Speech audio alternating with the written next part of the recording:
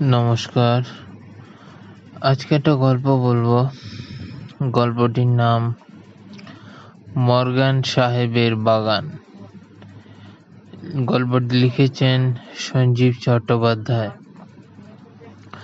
এইটা ভূতের গল্প।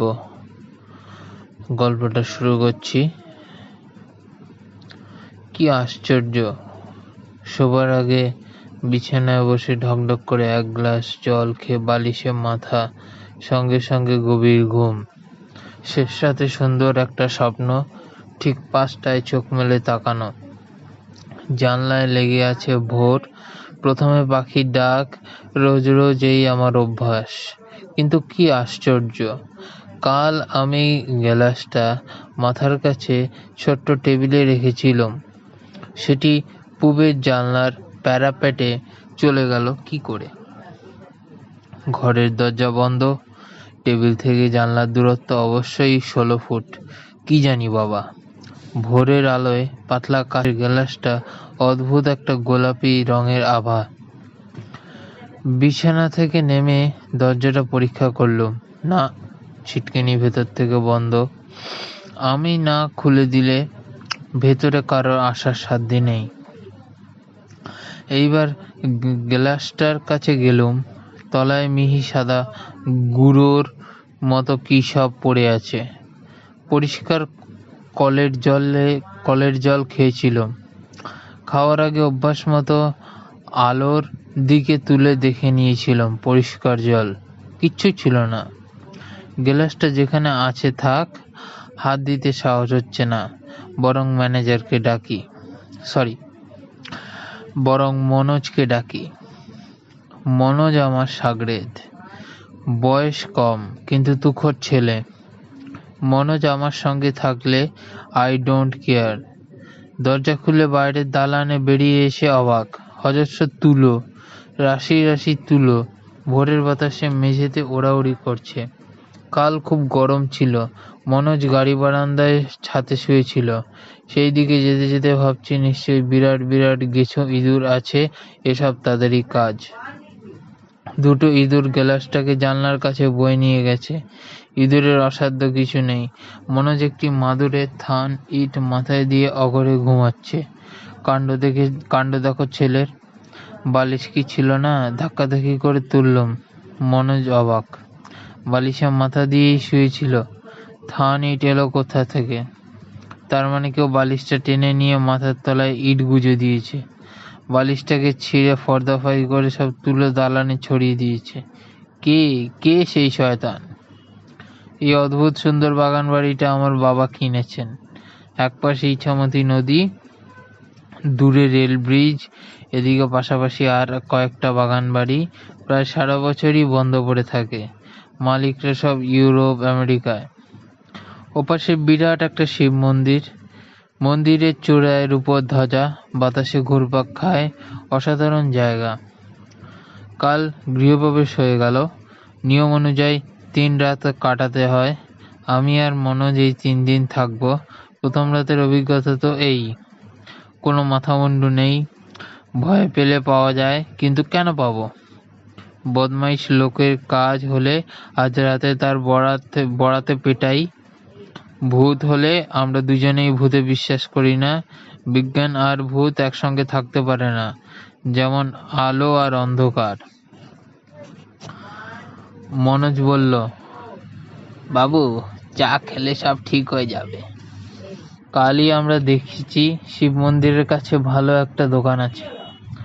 সকালে দারুণ আকর্ষণীয় গরম জিলিপি করে আর লোভনীয় পাঞ্জাবি চা। আমাদের সঙ্গে নতুন একটা মোটর সাইকেল আছে। মনোজ বলল, চাবিটা দাও। মনোজ চলে গেল। কিছুক্ষণ পরে নিচ থেকে চিৎকার, এ কি গো, 1 ফোঁটা তেল নেই, তেল কোথায় গেল? গাড়িটা তালা বন্ধ, গ্যারেজে ছিল। কাল বিকেলে আমরা ফুল ট্যাঙ্ক তেল ভরেছি। চলেছে মাত্র 7 কিলোমিটার। এইবার মনোজই বলল, ভৌতিক ব্যাপার বাবু, এছাড়া আর কোনো ব্যাখ্যা নেই। তোমার বিজ্ঞান ফেল মেরে যাবে। আমরা হাঁটতে হাঁটতে শিব মন্দিরের দিকেই চললুম। বাঙালির ছেলে, সকালে চা না খেলে কি দিন শুরু করা যায়। মন্দিরের পাশ দিয়ে বইছে ইছামতি, ভারী সুন্দর। এইসব বিচ্ছিরি ব্যাপার না ঘটলে এমন সুন্দর জায়গায় এই সুন্দর সকালে আমি আর মনোজ দুজনে গলা মিলিয়ে রবীন্দ্রনাথের গান গাইতুম। গতবার দুর্গাপুজোর ফাংশনে আমরা দুজন গান গেয়ে দুটো ওয়াটার বটল পুরস্কার পেয়েছিলাম। সেই বটল দুটো আমরা এখানে এনেছি। মন্দিরে প্রণাম করে প্রচুর জিলিপি আর চা খেয়ে ঠিক করলাম একবার বাজার করে ফিরব। দোকান থেকে একটা ব্যাগ কিনে যাবতীয় বাজার করে আবার 1 গ্লাস করে চা খেয়ে আমরা বাগানে ফিরে এসে হতভম্ব। বিশাল গেটে বিরাট একটা মরচে ধরা তালা লাগানো। দেখলেই মনে হয় তালাটা কমসে কম 100 বছর পুরনো। হাতে বাজারের ব্যাগ, ভেতরে সব জিনিসপত্র আমাদের। বিশাল পাঁচিল ঘেরা এই বাগান। বাইরে থেকে বাড়িটার চোখে পড়ার উপায় নেই। মনোজ বলল, এই বদমাইশিটা আমাদের সঙ্গে কে করলে? নিশ্চয়ই তৃতীয় আর একজন কেউ আছে। আমি বললাম, ছিল, সারা রাত ঘাপটি মেরেছিল, এখন আর নেই, তালা ঝুলিয়ে দিয়ে চলে গেছে। মনোজ বলল, আমি পাঁচিল টপকে ভেতরে নামছি, পড়ে গিয়ে হাত পা ভাঙবি। ভেতরে পড়লে আমি তোকে বার করবো কি করে? পাঁচিলটা কত উঁচু দেখেছিস? তাহলে সারাদিন হাঁ করে দাঁড়িয়ে থাকি। ভয়ঙ্কর কাস্তে কাস্তে সাইকেল চেপে মধ্যবয়সী এক ভদ্রলোক আসছেন, খুব ধীর গতিতে সাইকেল চালাচ্ছেন। আমাদের বোকার মতন দাঁড়িয়ে থাকতে দেখে তিনি নেমে পড়লেন। আমরা কিছু বলার আগেই তিনি বললেন, কি তালা? আশ্চর্য হয়ে বললাম, হ্যাঁ তালা। আপনি কি করে জানলেন? এই অঞ্চলে সবাই জানে ভাই, মর্গান সাহেবের তালা। ভালো করেই দেখ, তালার গায়ে লেখা আছে চাবস, মেড ইন ইংল্যান্ড, 1901।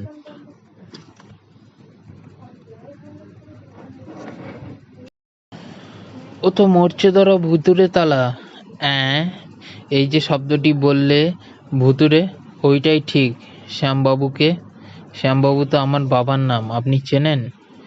তাকে কে না চেনে, অত বড় উকিল শ্যামবাবুকে জেলা আদালতের আমরা সবাই বারণ করেছিলাম, শুনলেন না। বড্ড কড়া ধাতের মানুষ।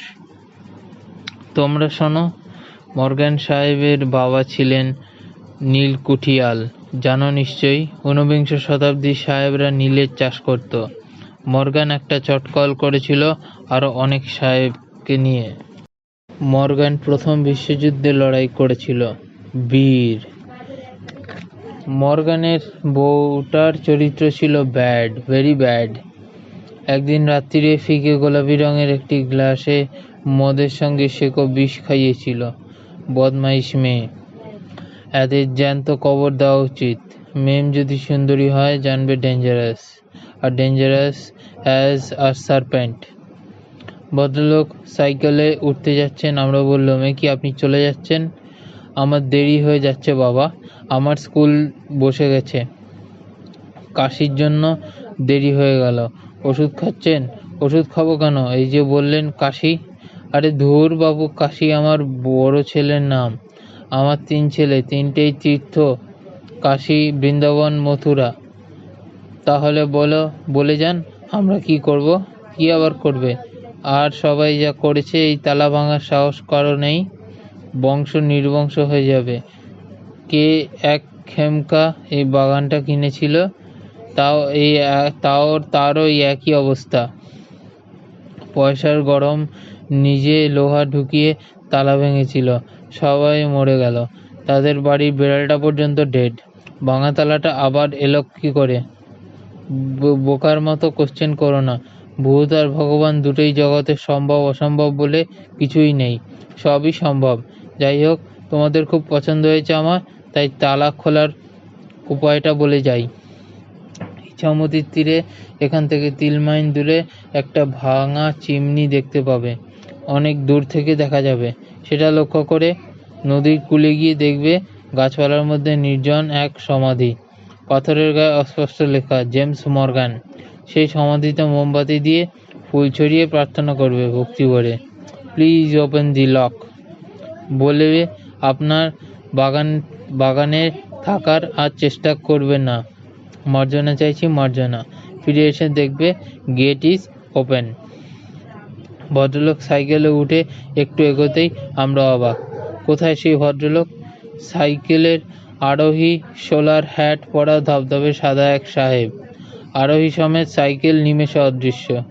মনোজ আবার সেই কথাটা বলে, ভৌতিক। এখানে এই গল্পটা শেষ হলো। গল্পটা যদি ভালো লেগে থাকে প্লিজ এই গল্পটা লাইক করবেন, শেয়ার করবেন এবং চ্যানেলে সাবস্ক্রাইব করবেন। অনেক ধন্যবাদ।